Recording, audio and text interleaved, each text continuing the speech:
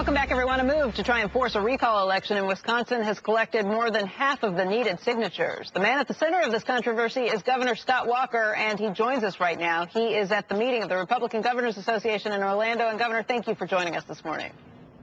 Good to be with you all. All right, we have a lot to talk about this morning. I want to talk about what's happening with the job situation. But before we do, can you tell us what's happening with the recall situation? I'd seen that 300,000 signatures were gathered by Monday night. Where do things shape up, and how are you feeling about this right now?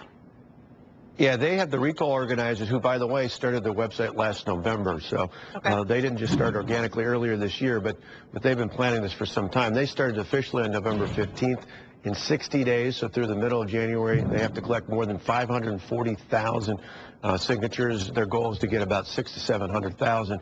Remember, that's still just a fraction. That's about 25% of all the votes cast in the last gubernatorial election. So a minority of voters will get to force a new election in Wisconsin, and assuming they're legitimate voters, they don't have to have actually voted, but eligible to vote in the state of Wisconsin. That'll force a new election costing millions of dollars to the taxpayers this spring in Wisconsin. My guess is they probably will. If you look at other states, if they pay 10,000 people to come in, which they can legally do, they'll probably get those signatures. So what's that going to mean in terms of the changes that you've begun in Wisconsin? In our case, what we've done to help improve the economy, I mean, remember, from 2007 to 2010, our state saw more than 150,000 private sector jobs lost when taxes went up, government spending went up, and budgets under my predecessor were pushed off into the future.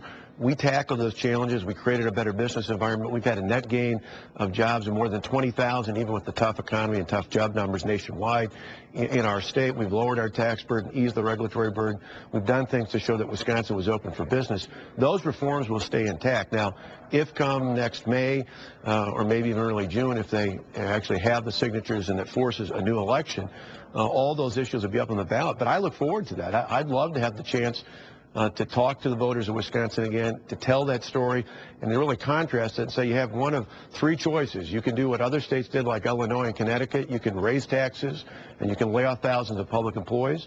Or you can do what we did in Wisconsin, which is put in place long-term structural reforms that not only balanced our budget, improved our economy, and will do so more in the future. You think you'd win a re-election? Oh, I mean, I think if voters hear the facts, every week, every day, every week, every month that goes by, our numbers get better because our story gets out and people see the positive impact of our results. I've got two kids of my own who go to a public high school in my old hometown, and the reality is when they went back to school in September, their school was the same or better, just like nearly every other school across Wisconsin.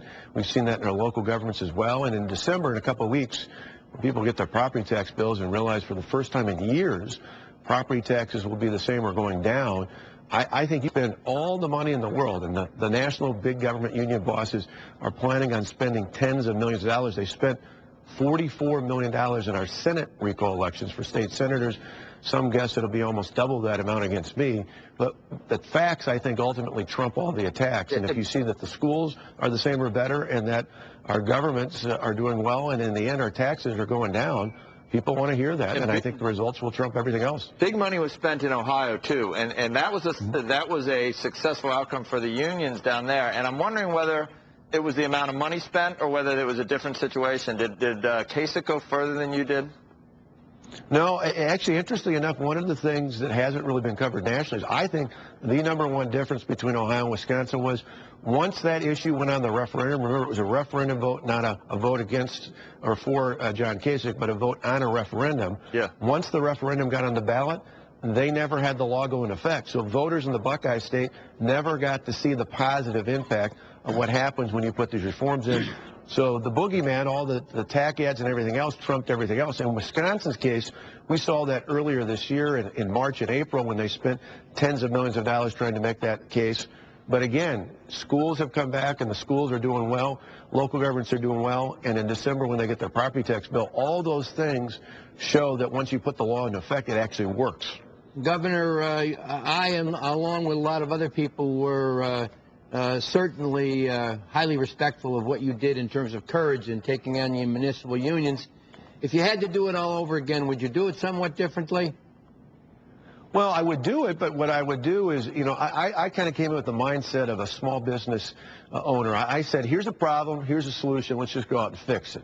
I figured I was elected last year by a majority of people in the state of Wisconsin to fix problems, to get our state working again.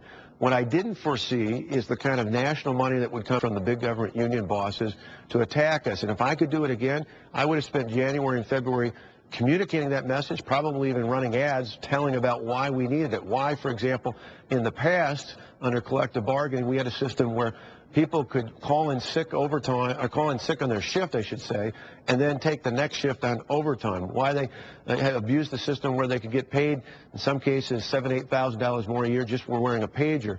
Why all these abuses really forced not only state government, but local government to pay millions and millions of dollars more than they needed to for the services they provided. What we did wasn't just about a pension and a health care contribution, which, by the way, are a lot less than what middle-class taxpayers in my state pay for their retirement and their health insurance premiums. But on top of that, we opened the doors so that our schools and local governments, for example, could bid out health care and save hundreds of thousands of dollars to millions in some cases just by getting new health care plans. All those things could not have happened without the collective bargaining reforms we put in place. I would have communicated that message stronger up front. Governor Walker, the president is in Scranton, Pennsylvania today. He's going to be talking about his plans to extend the jobless benefits, but also extending that payroll tax cut. That had been something that Republicans had been questioning at some point, saying they didn't want, or John Boehner was saying you didn't want unless you could find a way to pay for it. How do you feel about, first of all, extending the jobless claims, and second of all, extending the payroll tax cuts? Well, I think the biggest thing we should be focused on is not putting more people on unemployment comp, but rather putting more people on the private sector payrolls. We have not spent enough time doing that. The president's solutions have all focused on more government spending, more government involvement. I think that's precisely why the unemployment rate the last couple of years has gotten worse.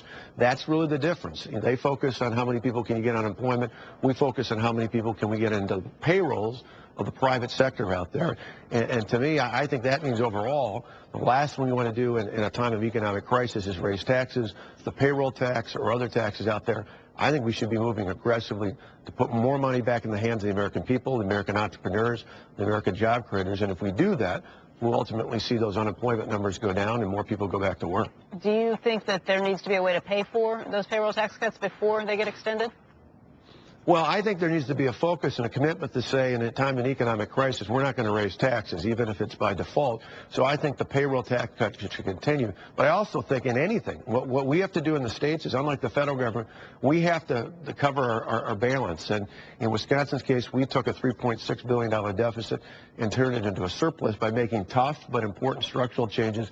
The federal government needs to come up and figure out a way to do that as well. That's what we elected them to do. The president, the Congress, the United States Senate. They need to step up and stop pushing it off to the future. I've said repeatedly, we need politicians, certainly in Washington, but across the country, who think more about the next generation than they do about the next election. All right. Governor Walker, I want to thank you very much for your time today. Good to be with you all.